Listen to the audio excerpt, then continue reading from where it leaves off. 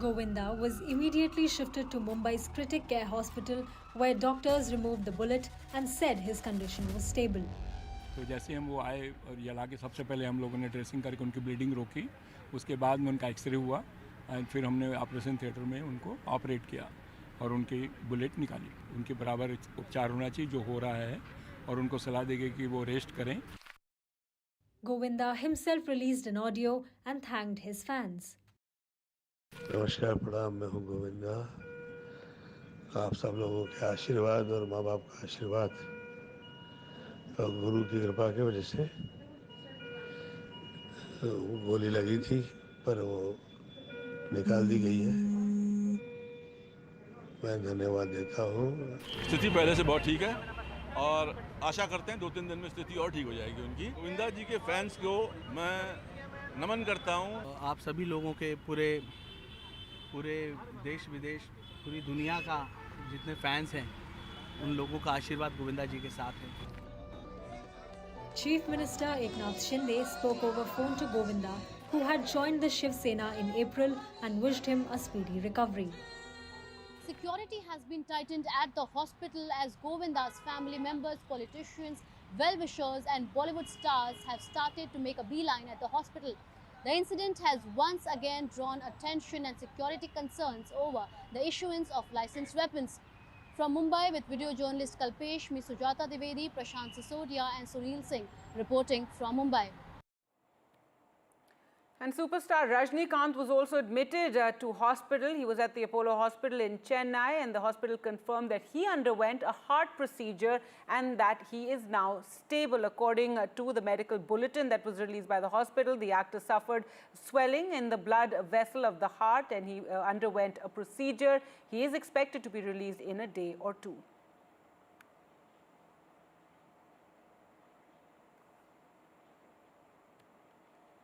Public safety is paramount in any religious structure. Encroaching upon road, water bodies or rail tracks must go, is what the Supreme Court said today. The court stressed that India is a secular country and its directions for bulldozer action and anti-encroachment drives will be for all citizens irrespective of their religion.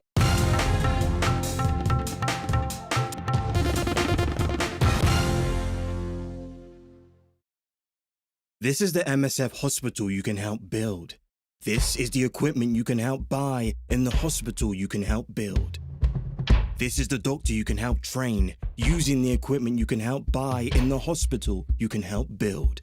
This is the medicine you can help supply, given by the doctor you can help train using the equipment you can help buy in the hospital you can help build. These are the patients you help survive, treated with the medicine you help supply, given by the doctor you help train, using the equipment you help buy in the hospital you can help build. These are the lives you help rebuild, the patients you help survive, treated with the medicine you help supply, given by the doctor you help train, using the equipment you help buy in the hospital you can help build. This is help that lasts. With regular donations, you help us provide long-term medical care. Please donate £10 a month by searching MSF Now. That's MSF Now.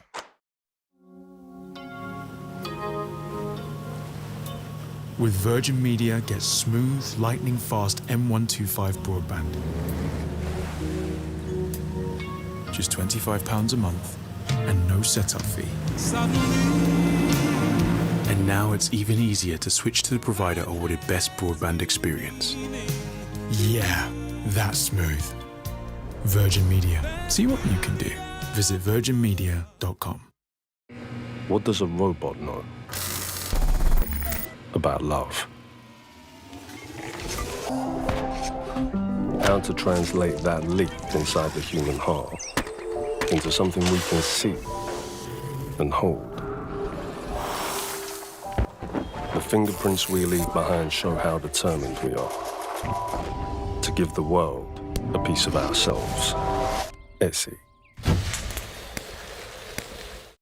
Bingo lovers, it's time for a close encounter with Bingo Aliens. Visit bingoaliens.com/bingo for a cosmic range of bingo games. 75-ball bingo, even 90-ball bingo. All from a galaxy far away, direct to you. taking bingo to another dimension at bingoaliens.com/bingo. I urgently need to ask for your help on behalf of animals at risk right now. With the pandemic came a surge in pet ownership. And sadly, we're now seeing a serious rise in neglect, cruelty, and abuse. Our services are being stretched to the limit. To make matters worse, our costs are soaring too. But we refuse to let animals suffer. So please, act now to help rescue the growing number of animals who've never needed us more. Please call or text the number on screen now to give £2 a month to the RSPCA. In one of the toughest times we have ever experienced, your gift will make all the difference to animals. You could help provide more life-saving treatment, food, shelter, and the loving care that many have never known. We know there are millions of you who, like us, care deeply and won't stand by while animals are suffering. We have to reach those trapped in a life of abuse and neglect before it's too late. Because for many, the RSPCA is their only hope. But we can only come to the rescue with the support of people like you. So please, will you help us be there no matter what? Call 0800 313 4392 or text RSPCA to 78866 to start your monthly gift today. Thank you. Hi, we're talking a lot of the rings of power. You are watching me on NDTV. My name is Arun Singh with JD, the showrunner. And of course, we have supremely talented Markella and Megan. Very warm welcome to NDTV. Thank you. As a warm-up, we'll start with some. This is NDTV. And you're watching NDTV 24/7.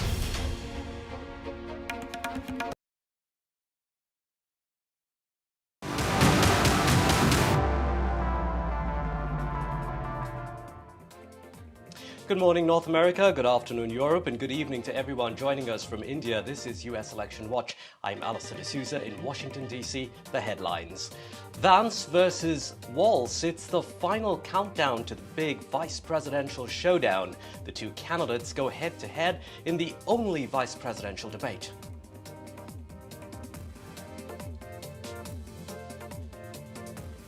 Democrats sue to block Georgia's ballot hand count rule. The challenge by U.S. Democrats in Georgia goes to trial.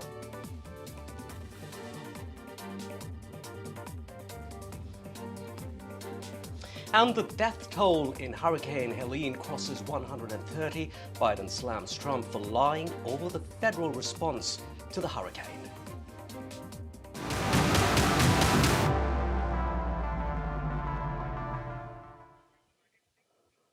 J.D. Vance of Ohio and Tim Walz, both relatively new to the national political scene, will square off Tuesday in the only scheduled vice presidential debate before the November election. The debate comes 3 weeks after the face-off in a debate between former President Donald Trump and Vice President Kamala Harris. While tonight's debate may not track the same level of attention as the presidential debate, the 90-minute fight hosted by CBS in New York offers both candidates a significant chance to showcase their personalities, support their running mates, and highlight key campaign strategies. We speak to our fellow Americans like they're citizens, because they are.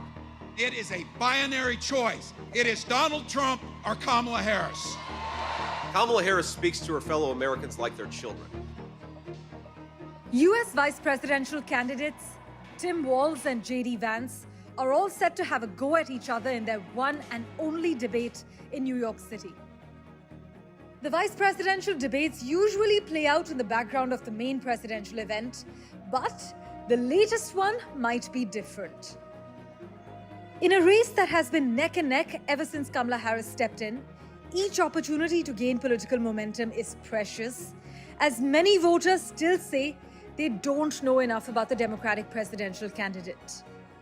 And I'm looking forward to it because, again, as much as the moderators may very well be biased, we'll see about that.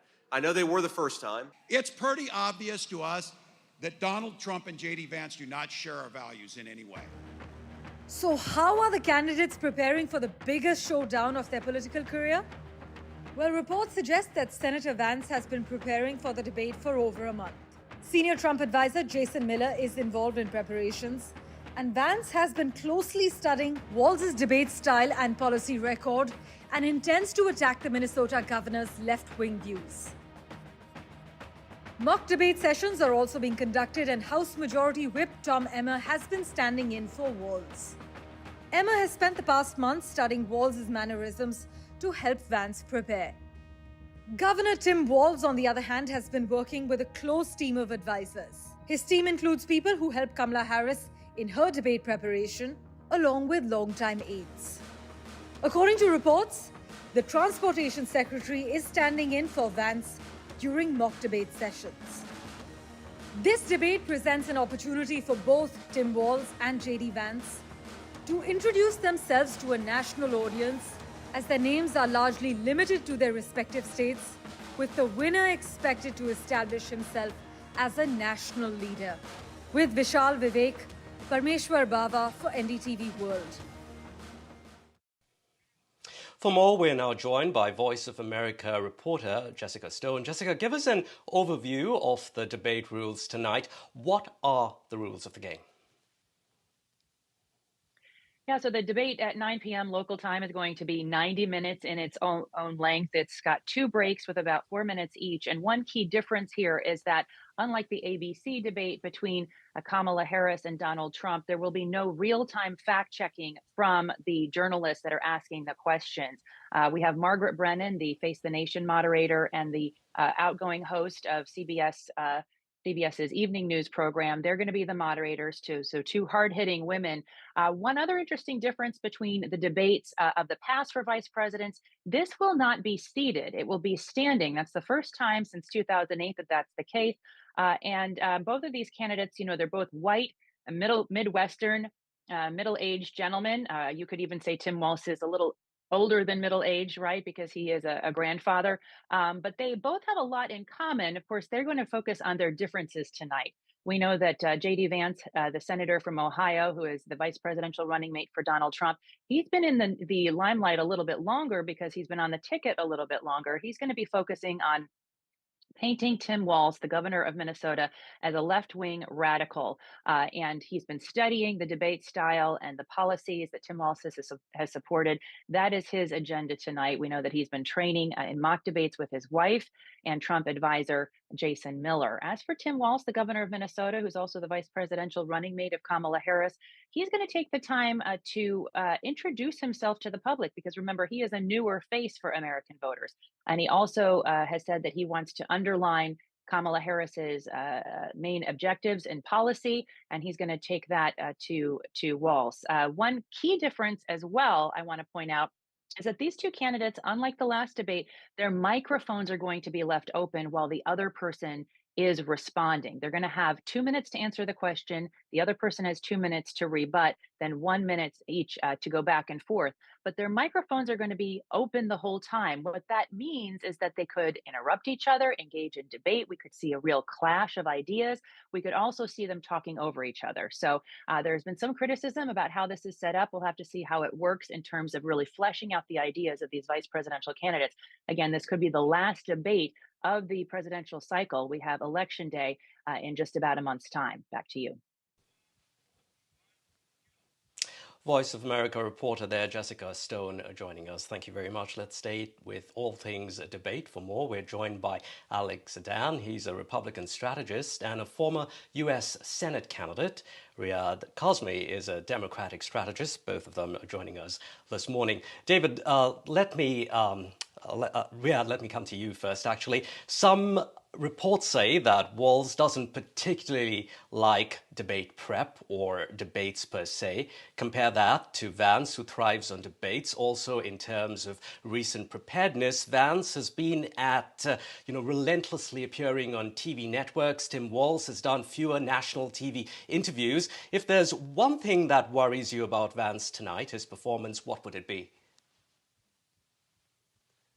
I would say that the difference you have between the 2 of them is, Senator Vance is a lawyer by trade. And we all know that, similar to me, you go to law school, you do learn how to debate, and you do a fairly decent job doing it, right? Governor Walz, on the other hand, is a school teacher who's a football coach that people like. I think what you're going to see in this debate is a clear dichotomy on ideas and issues. And I know that in your segment leading up to this, Senator, when you were talking about Senator Vance, you had said he was going to focus on Governor Walz's left-leaning ideas. But if you look at some of Governor Walz's initiatives in the state of Minnesota, he made the largest public school investment of over $2 billion and provided free breakfast and lunch at schools. And I don't think that that is a conservative or liberal idea nor agenda. I think everyone wants kids who don't have food the ability to eat. And so what I would say is we're going to see very, very distinct ideas, but we're also going to see who these people really are. We'll see if Senator Vance is able to not come across as smug. Some people would say Senator Vance, I know he thinks he's much smarter than Governor Walz. And I think you're going to see Governor Walz's personality when Senator Vance attacks him. And I think people are going to be very receptive to that. Right.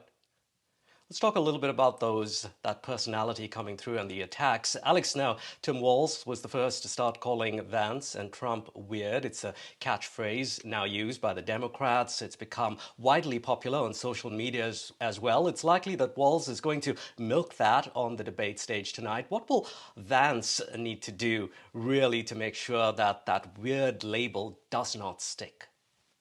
Yeah, well, Tim Walz obviously rode that label all the way to the nomination, and I guess that's where the ideas kind of petered out. J.D. Vance is going to take control of this debate early on. He's not just a graduate of Yale, he's a former U.S. Marine. He knows how to train, he knows how to study. He's going to bring both of those things to bear during that debate tonight. I think that he's got the ability to stop the fire hose of lies we're going to see from Tim Walz's mouth through sheer willpower and intellect, and I think the focus from J.D. Vance is going to be on people. He's a guy who grew up in rural Ohio. He's a guy who understands regular working people and what they go through. And I think that J.D. Vance is going to have a real opportunity here to focus people's attention on the plight of those folks in North Carolina and Tennessee, clinging to their rooftops, looking for aid in that devastation caused by Hurricane Helene and the Biden administration's failure to effectively respond to what is a true regional crisis right now. All right, Alex and Riyadh, we have another guest joining us on our panel today. That's David K. Johnston, a professor of public policy at Rochester Institute of Technology. David is also a Pulitzer Prize-winning reporter. So welcome, David. David, what do you think? You've been hearing some of those comments. What are you looking for tonight's debate? Far more colorful than what we heard from perhaps Trump and Harris in that debate. I simply say that because tonight the mics are going to be unmuted. Well, there's also going to be no fact-checking of either of the candidates, which I think is journalistic malpractice. There should be fact-checking. Clearly, J.D. Vance is going to try and use his skills as someone who went to law school and got a lawyer's license to try and undo whatever he can from his opponent. Now, both of them are military veterans. Very briefly, Vance was in the military as a public information officer in the Marines. Governor Walz served 24 years in the National Guard and rose to the highest rank a non-commissioned officer can reach who's in the field.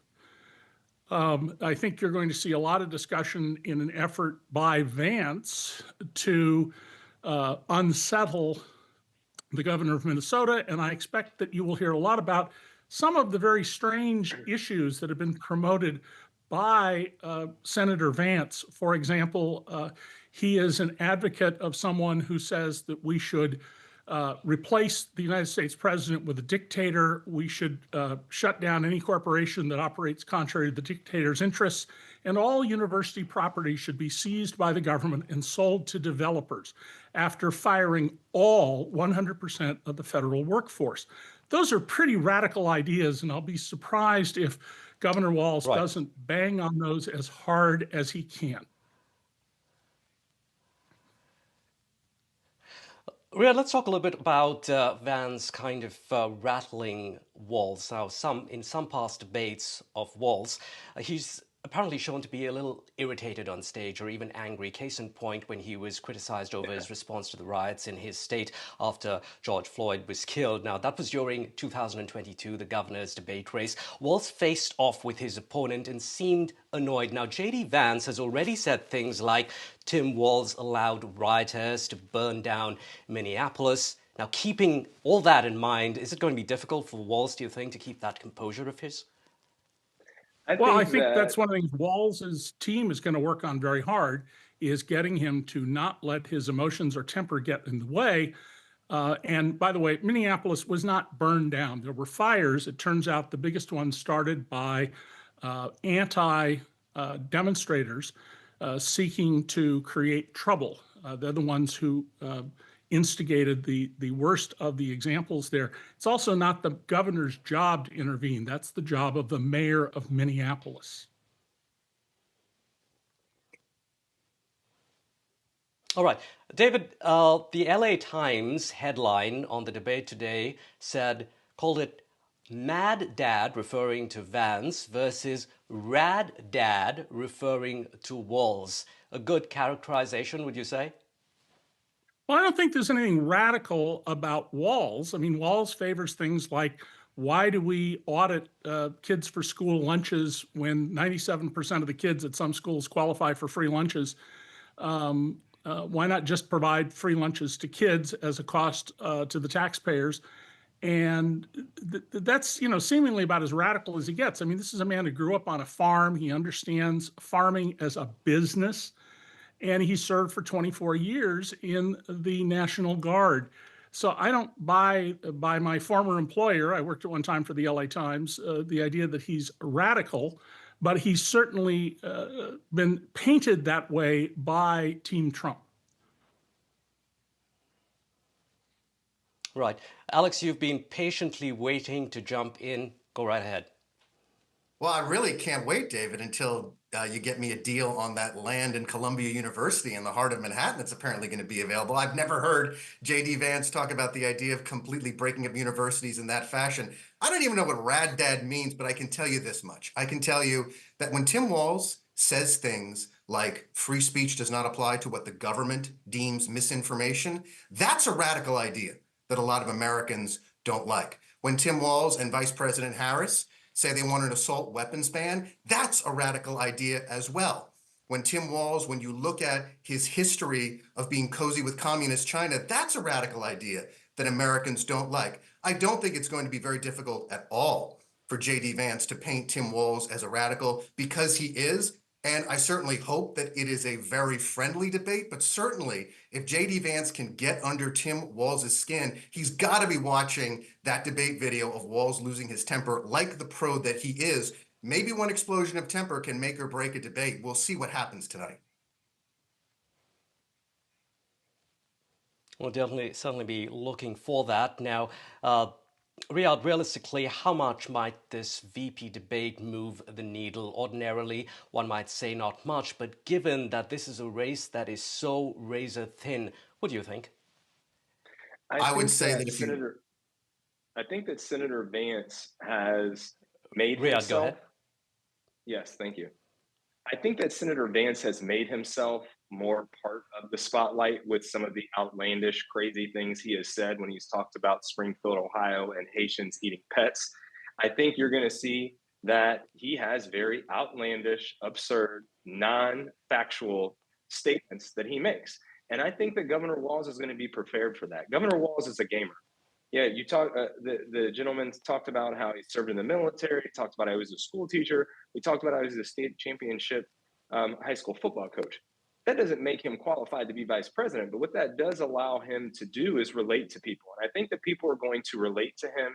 I think that this is going to be an opportunity for, let's be honest, not many people who are going to watch the debate, but the people who are going to watch the debate and the media who is going to continue to talk about the debate for a few days will get the opportunity to see outlandish ideas from Senator Vance, reasonable, middle-class, Midwestern American Governor Walz in his statements.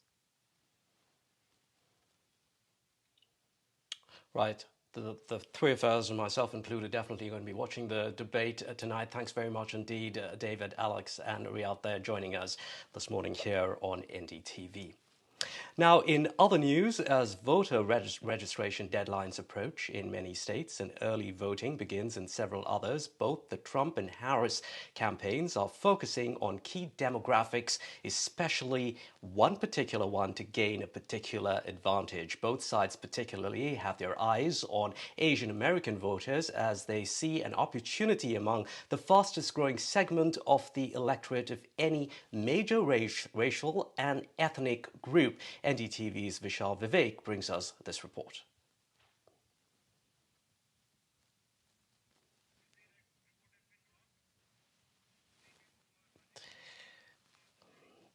All right, unfortunately, can't get you that report right now, but we have something else lined up, quite special. The big prize in the US elections remains on who will win the White House, but Americans will also be voting for members of the Congress, the House Representatives.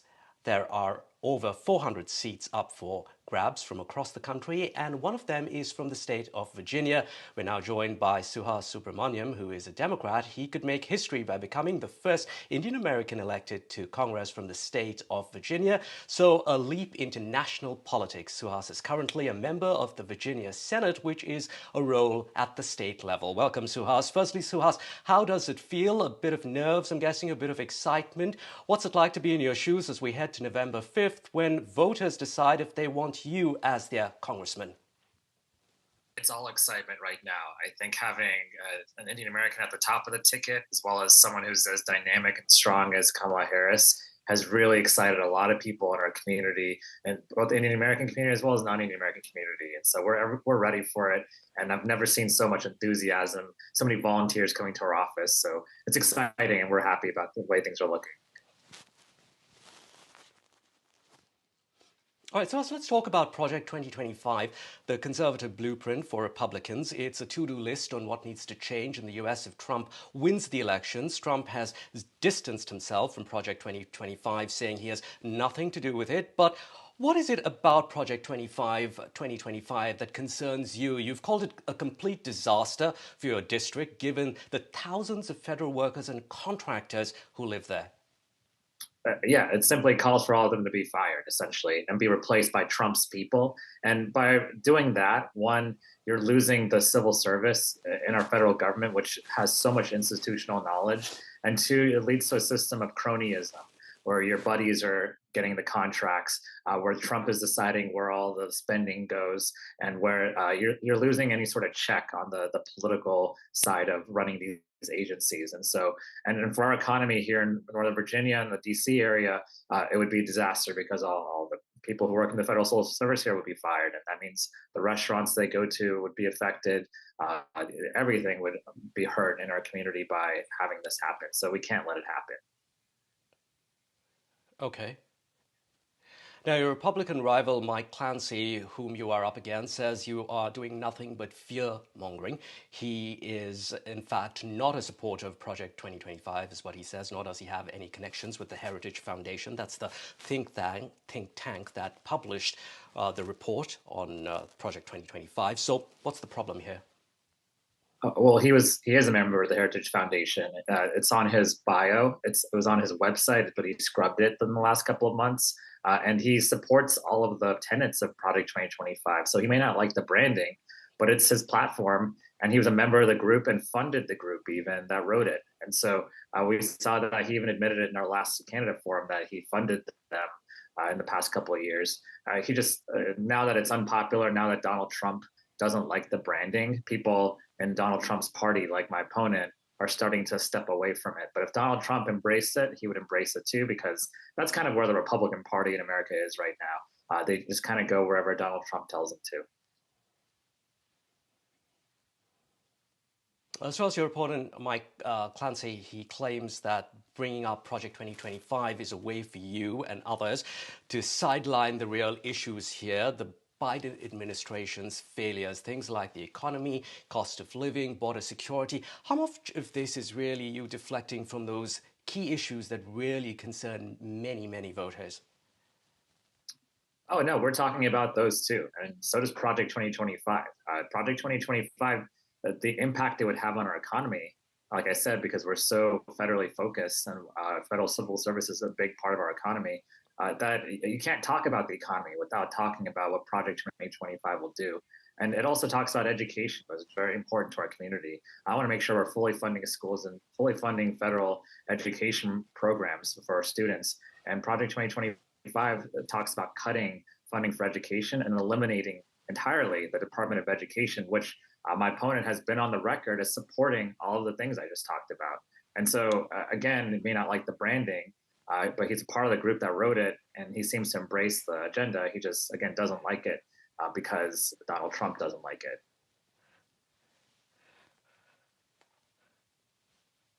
Right, to us now, some 22% of voters are South Asian in your district. Much of your campaign funding has reportedly come from them. Now, in an article 2 days ago in a Northern Virginia publication, I came across a column regarding concerns from at least one Muslim voter that they feel that they may not be represented enough via your candidacy, the criticism being that your campaign has these donations from largely Hindu groups. What do you have to say to them? I have just as many donations from non-Hindu groups, especially Muslim groups. And in fact, the past 5 years, I've represented one of the largest Muslim communities in the state. And I'll be a representative for everyone, and I'll make sure that they have a voice. And in the end, there's so many ways to divide us. And I'm someone who's united us. So it doesn't matter, religion, race, political party. I've done that my whole career, and I'll continue to do that. So, Has, finally, here's the toughest question of the day. What's going down in the Subramaniam household, given your daughters, Maya and Nina, both lovely Indian-sounding names, have featured in your campaign video? What do they think? And by the way, I think that Maya got considerably more airtime than Nina. Maya is a feature actress. She's very good on camera, but they're not quite sure what's going on yet. They just see Daddy on TV a lot and see Daddy's signs, but they're very supportive. And I'm looking forward to being in Congress because a lot of this is about them and their future. Right, thanks very much indeed. That was Suhas Subramaniam. Good luck in your campaign. Hope to speak to you around November 5th. That's all that we have time for here on US Election Watch. I'm Allister D'Souza in Washington, D.C.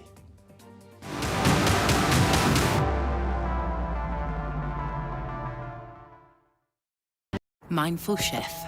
Food to help you feel great. Be ready for whatever life brings. With recipes so easy, you'll love making them. Choose meals you can make in 10 minutes. At Mindful Chef, you won't find any refined carbs. We'll always use 100% British meat. All of our chicken is free range and lots of vegan options too.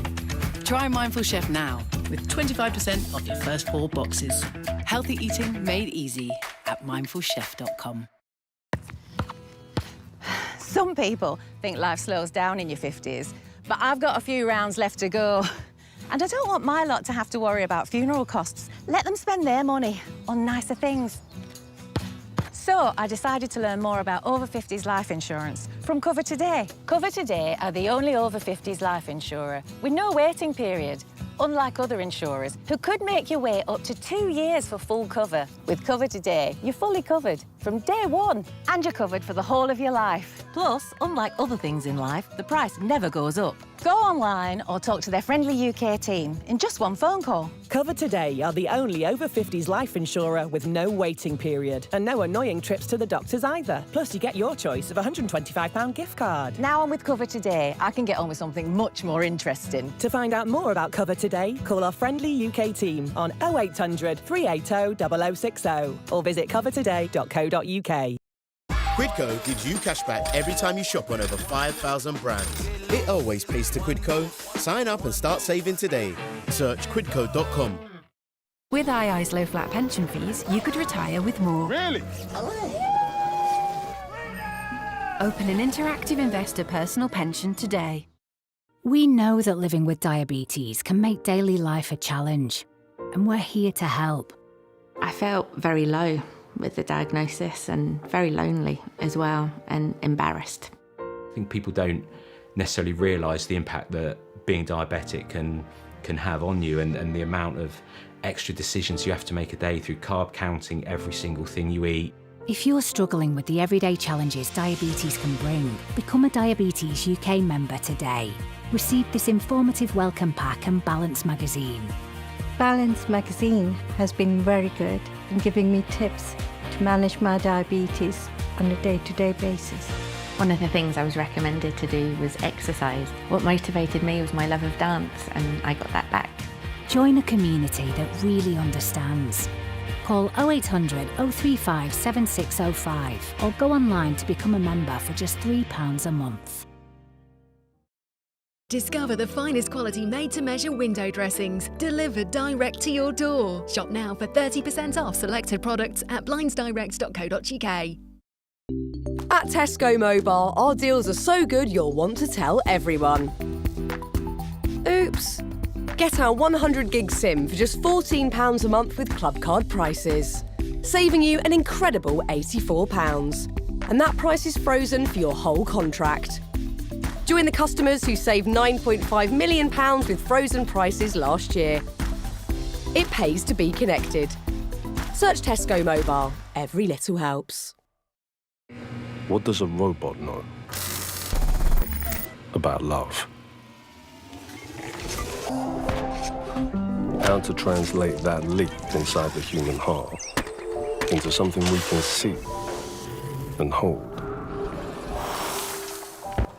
The fingerprints we leave behind show how determined we are to give the world a piece of ourselves. Essie.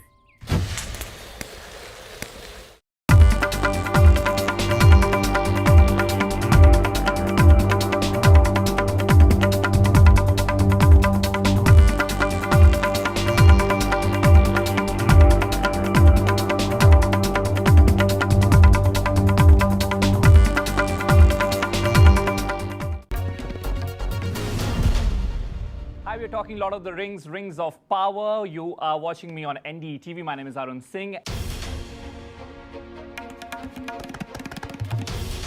This is NDTV. And you're watching NDTV 24/7.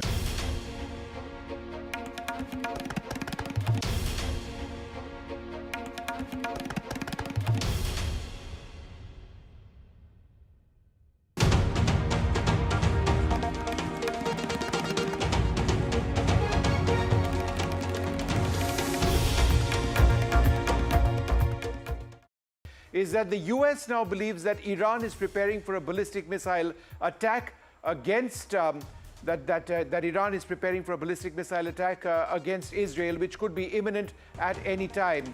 This at a stage when Israel has launched its ground invasion of Lebanon.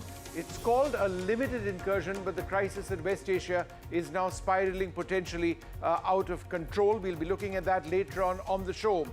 But one of our big discussions this evening, voting is now ended in the assembly elections in Jammu and Kashmir, which has recorded 65.48% in terms of a voter turnout. Quite encouraging, very encouraging.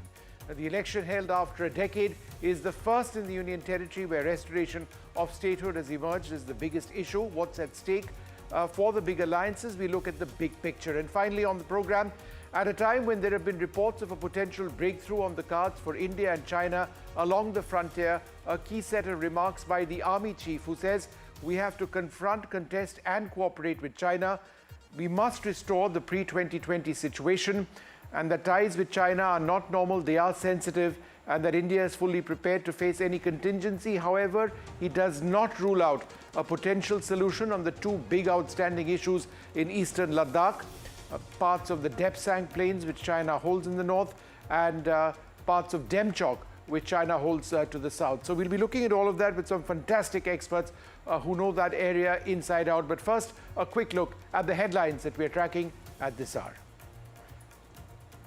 The Karnataka Chief Minister defends his wife's decision to return the land at the center of the land scam controversy, accuses the opposition of dragging in his family, reiterates that he will not resign as the Lokayukt team visits the site. Campaigning peaks in Haryana as top leaders campaign in the state. Prime Minister Modi hits out at the Congress, says they are overconfident that as they were in the Madhya Pradesh elections. The Congress opposes parole granted to the rape convict Gurmeet Singh Ram Rahim, writes to the Election Commission and cites the Model Code of Conduct, says Gurmeet Singh Ram Rahim could influence voters and impact election fairness. West Bengal's junior doctors resumed their indefinite strike. They claim that the government hasn't provided them the promised security. They've criticized the CBI's slow probe in the RG Court rape and murder case. After some tough words from the Supreme Court over Delhi's pollution crisis, the anti-pollution panel finally acts deploys several flying squads to take action against stubble burning, which has now started in Haryana and Punjab.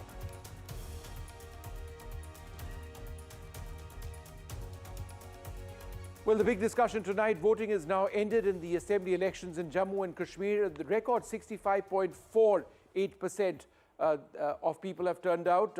That's what it was today, not necessarily a record. Now, the election held after a decade is the first in the Union Territory where restoration of statehood has emerged as the biggest issue. Vote डाला?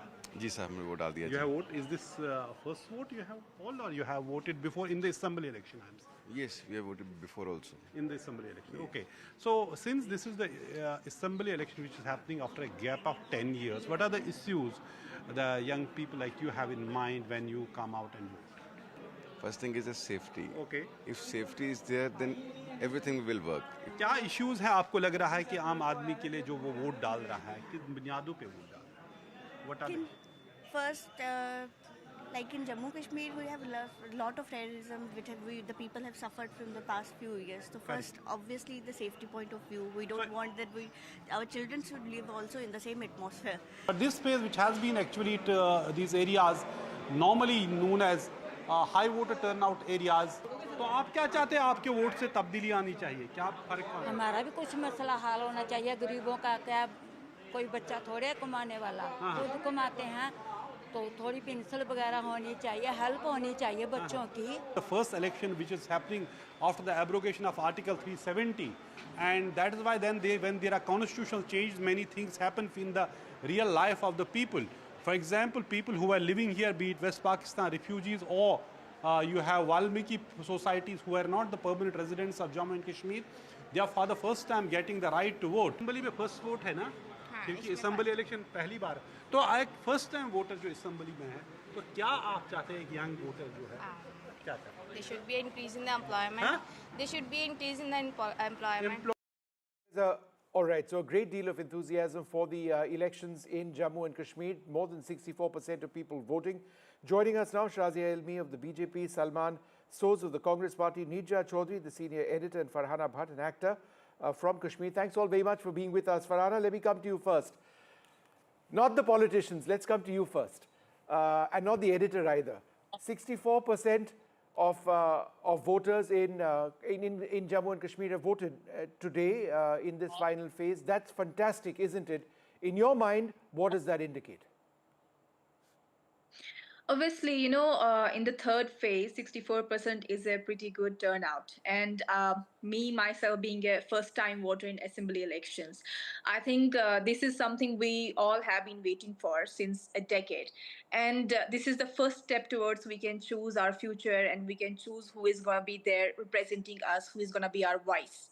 So obviously, I think this is the first step we are approaching towards a better tomorrow. And as a youth of Kashmir, as someone who is looking for a peaceful tomorrow, a prosperous tomorrow, I believe that we will be successful in electing a young leader for us at first place, a leader who is not there for his personal agenda, for his any personal modus operandi. For these elections, we want a representative who will be representing us nationally, internationally as well, who will be working for the youth, who will be working for our betterment, not for their personal agendas. And I personally believe that it should be someone who does not belong to any dynasty roots. Okay, Shazia, let me come to you. For the BJP, some would suggest this particular phase particularly important because 24 of these seats are located in Jammu. That's an area where the BJP has done very well in. What are the stakes for you today in this phase?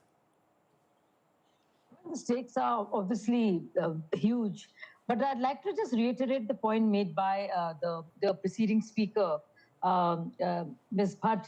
And and even before that, when I saw the package, there were so many youngsters there, and even a yes, mother, I noticed that. young people, and even a mother who said that safety is very important, and we want things to remain safe. Jaan hai to jahan hai.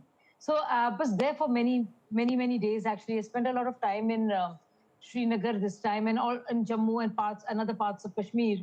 And this seems to be the mood. So as far as BJP goes, I think we are very sure there will be really big for us in Jammu, because we've had many rallies there, and clearly there is a even Umar Abdullah has kind of reprimanded and chided Rahul Gandhi for not doing enough in Jammu, and kind of reminded him that you better get here sort of your travels abroad and do some campaigning, which is what Rahul Gandhi did later on. So clearly Jammu, as always, is advantage BJP. As for Kashmir, things are changing. I mean, there's a complete transformation there. I'm not saying that we only have 19 candidates, by the way, so that's still a big start, knowing BJP and Kashmir. But when you go there and spend time with people, they actually not just accept, but they appreciate Prime Minister a lot, because they feel that for the first time, this is a real azadi that they can experience in terms of just, having some kind of freedom from fear, from Hartal Bazi, from the calendars, from the buns, from the Sifarish Bazi, from stone pelting, from secessionist forces. So that's pretty big. And I think just that, the freedom to just the ease of life and, likelihood of life. I mean, I don't say it as a joke, but, that itself is very used there. All so right, the quality of life. Celebration. That's obviously what any election process should be all about. Salman, let me come to you first. You've got an important alliance with the National Conference this time. There are a couple of friendly fights. However, do you believe that this alliance is absolutely critical for you? If an alliance like this existed last time around, perhaps the election results could have been quite different. Well, first, Vishnu, let's make sure that our viewers understand what the elections, how they have proceeded. Of course, we are happy that today almost 66% voting took place. But I want the people sitting at home to know that the overall voting percentage in this election is 63%, which is 3 percentage points below 2014. For the seats that went to the elections today, where we are happy to note 66% voting, in 2014, for these seats, the voting percentage was 71%. So, we see long lines these days, and we think that this is a record-breaking performance, etc. No, it is not. We had more voting, presumably when there were boycott calls, calendars, everything, more people voted. So the people of Jammu and Kashmir have been voting for a while. This is not some miracle that Mr. Modi has come up with, or Mr. Amit Shah. So I just want to make totally, if there's anybody who's trying to propagate this view that elections this time have yielded amazing result in terms of the voter turnout, they're wrong. The facts are not with them. Right. So Election Commission data is very clear that 2014, more people. No, it is true. I mean, you cannot. No, look. First of all, do not. Shazia, half a second. I'll come to you. Let him make his point. Shah, I'll come to you. I'm giving you data. This is Election Commission Salman, data. go ahead, yeah. This is Election Commission data. Irrefutable data. I'll say what I have to say after you. Speak after me. Yeah. Election Commission data says that in 2014, voter turnout was 66%. Election Commission data says that voter turnout in this election, in these three phases, when you combine them, is 63%. In the last phase, which is the highest voter turnout in these three phases, the voter turnout is 65%, 65.8%. In the same seats, except for delimitation, if you take those 5-6 seats out, voter turnout last time in 2014 was 71%. And now let me respond, Vishnu, to your other question about the alliance. The National Conference, Congress... Salman, would you like to just hold on for a second? I'll come back to you next, but Shazia had a point on this. So voter turnout, go ahead. Yes, on the voter turnout, what I want to say, the traditional boycott areas, the bastions which were so poor in Baramulla, they have witnessed the highest turnout in an election in the last 3 decades. So if you take the average, the mean, you realize that it's by 2 or 3% is less. But in these places which were, there was complete boycott, I'm talking about those bastions, it has actually been a record turnout. And as for the second phase, Srinagar has always voted, has always been one of those places which vote very little, like any other city. But if you see, there are places where the voter turnout has been 5% less or more. But what is amazing is that the traditional boycott bastions have all come up with the idea of engagement with democracy. And I think that is what I wanted to say, instead of just numbers, that all those Okay, particular fair enough. areas, which, yeah. Salman, Yeah. just briefly on numbers before we move on. Yes, just briefly on numbers.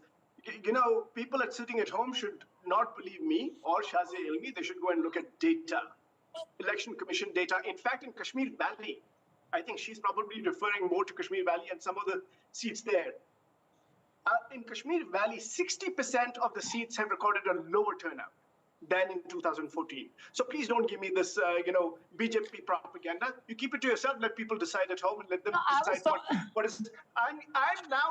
By the way, So, the only why are you so? the I only mean, seat- why are you so angry and cantankerous all the time? I mean, I was making this. All right, why are you so guys. All right, problem is that let's not fight. Okay, come on. Why is he always whining and crying? I don't understand. Let's not fight, Shazia. Okay. I'm not This is fighting. becoming I'm a just very habit. amused. No, okay. Let Salman make his point. Please go ahead, Salman. Shazia के लिए एक शेर सुनाता हूँ. शाजिया के लिए एक शेर. मुलायजा सच को फरमाएं. तमीज ही सुनिए शाजिया. सच को तमीज ही नहीं बात करने की. सच को तमीज ही नहीं बात करने की. झूठ को देखो कितना मीठा बोलता है. No, but Salman, about the valley, 60% turnout. I don't want this to be a personal attack. Yeah, you're but I making can some make important personal points attacks with like data. like the ones you made, but it's okay. Salman, would you like to make that point? You were talking about valley turnout. Yes. Let me get to that. The point is, even in Kashmir Valley, where BJP makes a point of talking about us as terrorists and all that, 60% seats this time have recorded a lower turnout. I want to make a very limited point. The people of Jammu and Kashmir, including Kashmir Valley, have been voting. They've sided with democracy for the longest time. Even in the most difficult times, they've been voting. Now suddenly these guys are going to show you some lines and say, "Oh, there are so many people." All right, okay. So the point you Meanwhile, make is 40% that, is down. according to you, the voter turnout, there are differences from between this time and last time. It's not higher necessarily. Nija, let me put Election that to Commission. you. What do these Election numbers in terms of voter turnout in this phase and all of the phases together indicate? Look, to me, what they say is that the stigma about elections that used to exist in the Jammu and Kashmir is no longer there. I just spent 4 days there in the valley, and there is, even at night at 11 o'clock, there was campaigning. In a town like Sopore, which used to be known for its poll boycotts, and the town itself sometimes had only 7 to 8 people voting. Today has, banners and postings and buntings and flags all over. So and this is the home of Saeed Ali Shah Gilani of Jamaat-e-Islami, which still remains a banned organization, but has supported 10 independent candidates this time. And it also says to me, I'm in Handwara. Sajjad Lone is a candidate there. He's fighting from 2 constituencies. And he and his team are grappling with, they'd made arrangements for 500 vehicles for a road show and through those narrow roads. And now there are 800 vehicles, and they're trying to figure out how they're going to manage without snarls being created on the roads. Now, it is like, election anywhere in any other part of India. So that is, whether it's, almost 62% in the first phase, 57% in the second phase, and now almost 66% from what you're showing in the third phase, it is something to be happy about, to celebrate that this process, the political process, is being restored in Jammu and Kashmir, and the people want to elect their own MLAs. They don't want to have to deal with officials. police people. They want to go directly to their representatives with their problems. So I think it's a beginning. I saw it as an expression of what they felt. They're expressing their hurt, they're expressing their anger, they're expressing their aspirations, expectations from the new government, the suffocation they felt. So many things they are expressing today. But all right. It is an end to their helplessness that they have felt over the Shazia, last fair enough, Nija. Shazia, you know, the role of independents in smaller parties, the Congress has, for example, been saying that these are essentially, in the Valley particularly, are proxies for the Bharatiya Janata Party. Is that the case? Is that how the BJP expects to make a mark in the Valley through smaller parties? For example, Engineer Rashid's AIP, there's the Apni party as well. So, I mean, are these factors which could actually assist you? I think this is being spelled out again and again by people who are scared of these parties. And we know who defeated Omar Abdullah.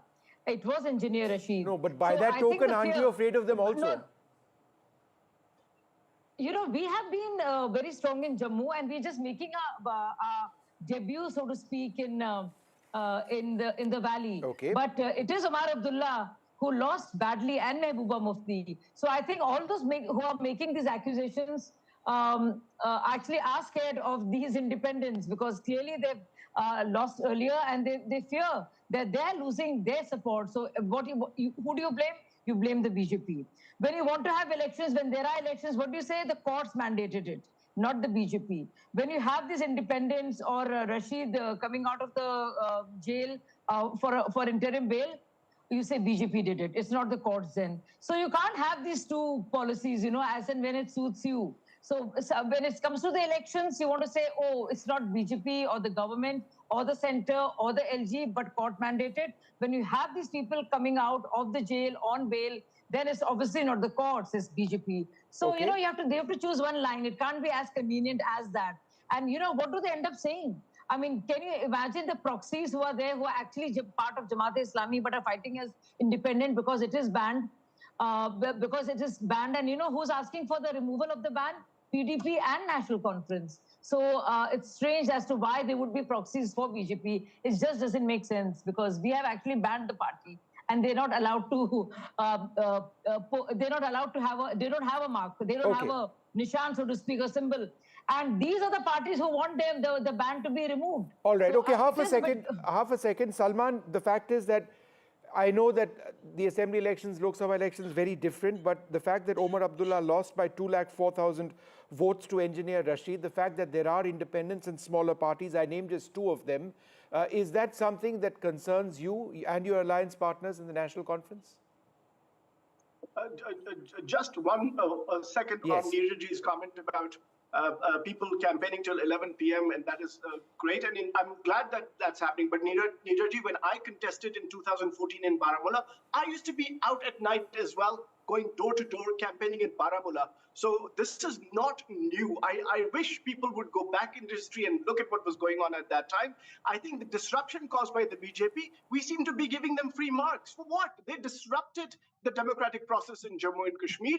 There was no need for disrupting that process. And I think elections would have continued. Now again, Shazia, you must learn, Shazia, you must learn to stay quiet when somebody else is speaking. No, but you cannot. Why are you next? Shazia, let him make his... Okay, let's do it this way. Let's do it this way. 30 seconds for you, Salman. That's fair for you to finish your comment.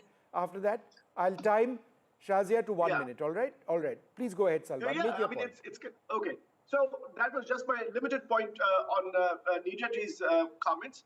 On the election and these, what we call BJP and its proxies, you know, at least Omar Abdullah and Mehbooba Mufti had the guts, they had the courage to contest the Lok Sabha election.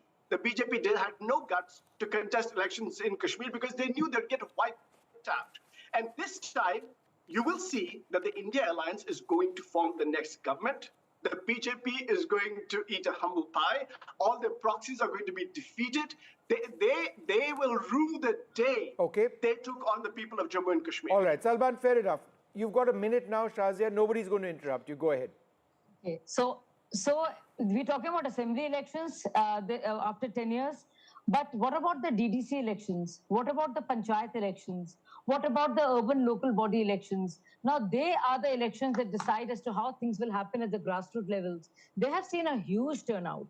And, every panchayat for the first time has been empowered. The kind of, if you just see the GDP and the economy of Jammu and Kashmir, I mean, it's gone up from 1.17 lakh crores to 2.45 lakh crores and meant to be 2.65 lakh crores.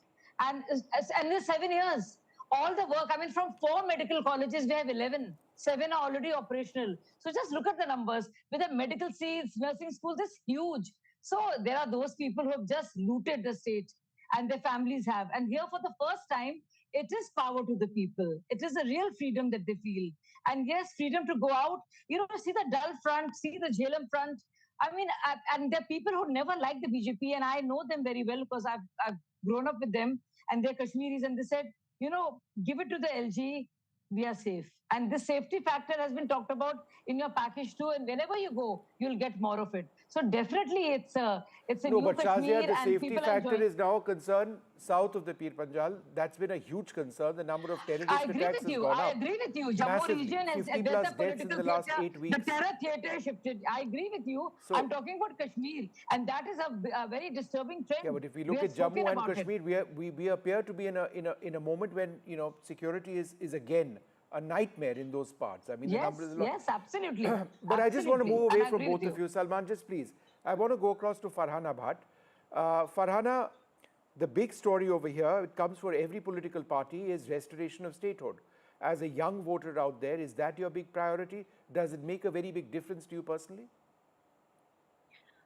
Speaking personally, I think the biggest priority as of now should be youth empowerment, employment. That should be the biggest priority other than the restoration of statehood, because I think as a state we have other things on our priority list. And now because we are I think we don't are really at that position where we should be fighting for the statehood or any other thing, and rather than overlooking our basic situations, what we are facing on ground level, what our youth is facing, or as a state where we are lacking. I think those things need to be in consideration before we go for the restoration of the statehood. And I think our government is well knowing about it, that what needs to be done prior would take that step. All right, Nijad, over to you next. It's been 10 years since that we've had an assembly election in Jammu and Kashmir. What is the big picture for you? Is it the security scenario, development in the state, or the restoration of statehood, which to you is the big focus for voters in the state? Or is it 370 and revoking that? I think, Vishnu, statehood is a very important issue in the state at the moment.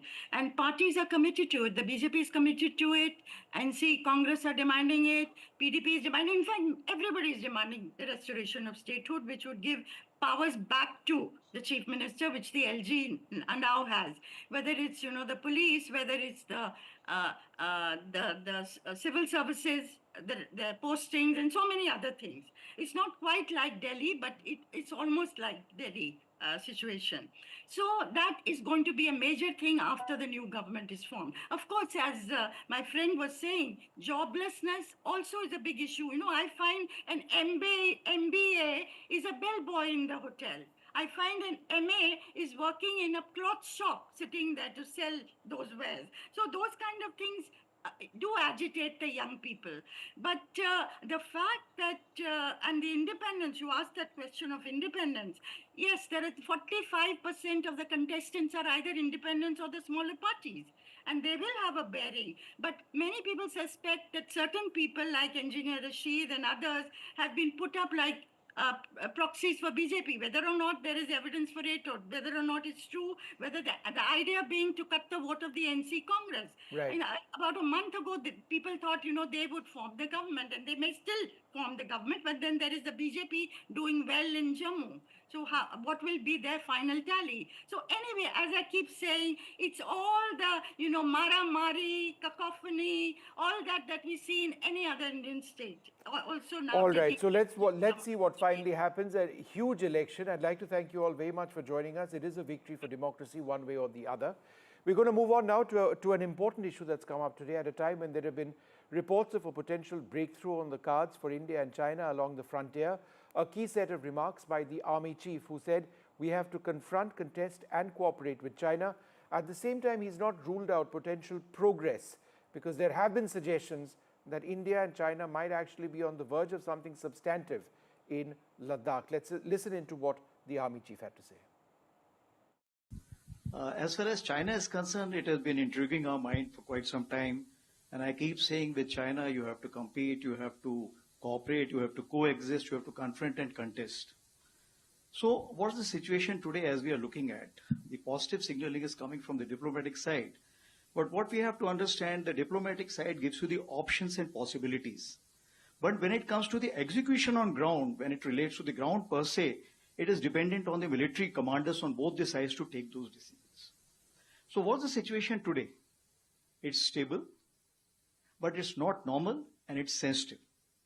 So if that be the case, what are we wanting?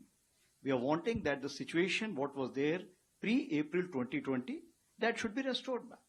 Whether in terms of the ground occupation situation or the buffer zones which have been created or patrolling which have been kind of planned as of now. So till the time that situation is not restored, as far as we are concerned, situation will remain sensitive and we are fully operationally prepared to face any kind of a contingency which will come through. And in complete gamut, if we see, the trust has become the biggest casualty. So do you see progress? Because that is the word that is being used a lot, that there is progress. Do you see a possible deal on, say, on Demchok or some other place? So what we're talking about from April 20, if we see that over a period of time, both sides have been sitting together, diplomatic parleys have been taking place. We have had approximately 17 SHMCL or the Corps Commanders Level Conference. We had 21 WMCC conferences which have taken place. And we have come a long way in the sense whatever were the low-hanging fruit, those have been already been resolved. Now when it comes to the difficult situations where we have a different perception from both the sides, it means that both sides need to have in any negotiation win-win situation. So some kind of indication have been given from both the diplomatic side. Now the military side will sit together and see how this can be translated on ground. And when it comes, what is on the table? Everything which is we can think of, it's on the table along the northern front, and it also includes Depsang and Demchok. All right, well, joining us, three very fine voices, perhaps the best in the country to actually look at this situation. General D.S. Huda, former Northern Army Commander, General Satish Dua, former Chief of Integrated Defence Staff, and Ambassador Ashok Kanta, former Ambassador of India to Beijing. Ambassador Kanta, let me come to you first. Do you believe on the basis of what you're reading that there could be a potential diplomatic solution in the offing for Ladakh, which obviously needs to translate into something militarily on the ground? We'll get to that later on, but do you believe that China is now in a mood to actually move towards a diplomatic solution at one level? Well, we have received some signals coming from China, including from their Ministry of National Defense. But I'm not sure that we are anywhere close to resolution of disengagement issue. If you go by what Army Chief stated today, he very categorically stated that we want the restoration of situation as before April 2020 in terms of actual control, in terms of patrolling and buffer zones. In fact, buffer zones didn't exist in April 2020, so we'll have to dismantle buffer zone. In any case, buffer zones, I thought were meant to be temporary expedient to get over a difficult situation. And Army Chief also very rightly brought out that the present situation is stable but not normal, and it's sensitive.